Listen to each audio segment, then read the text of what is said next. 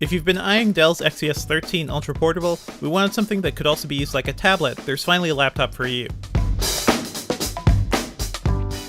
Dell's new XPS 13 2-in-1 brings in all of the style from the traditional model, but its screen can be folded in a variety of orientations. It can be placed in a tent-like angle, which makes it ideal for watching Netflix in bed and just relying on the touchscreen, or you could fold the keyboard down and use it as a stand, or fold it all the way around and use it as a hefty slate. Its 13.3-inch display is still almost bezel-less, with the 5.2mm thin design that we love so much from the original XPS 13.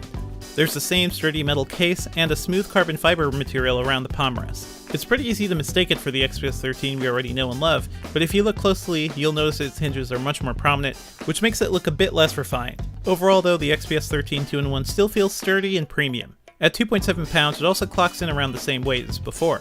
Notably, Dell also managed to make the convertible even thinner. It measures just 8 to 13.7mm thin, compared to the original model's 9 to 15mm thickness. That's not a huge difference, but it definitely makes the convertible feel a bit more svelte.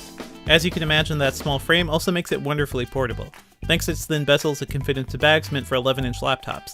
Dell also managed to make the convertible fanless, so there's no annoying noise to deal with when you're hard at work. While it got a bit warm during my testing, it was never uncomfortably hot. Due to its thinness, the 2-in-1 also doesn't have room for traditional USB ports.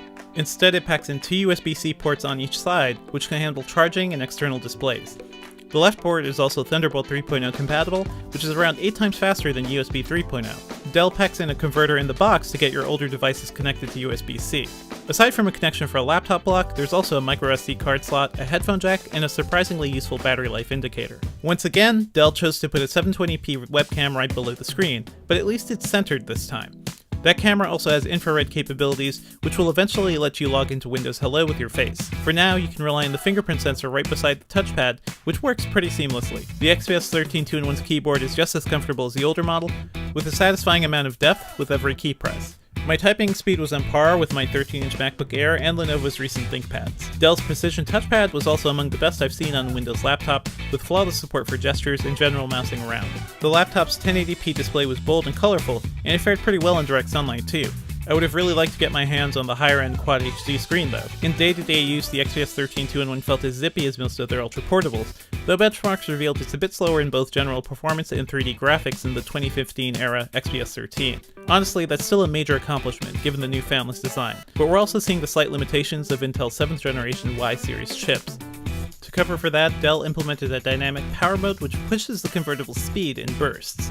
Basically, if performance is a higher concern for you, you're better off looking at ultra portables like the standard XPS 13 or HP's newer Spectre X360 convertible, both of which support faster processors. The XPS 13 2-in-1 is more meant for people who will really take advantage of its flexible screen.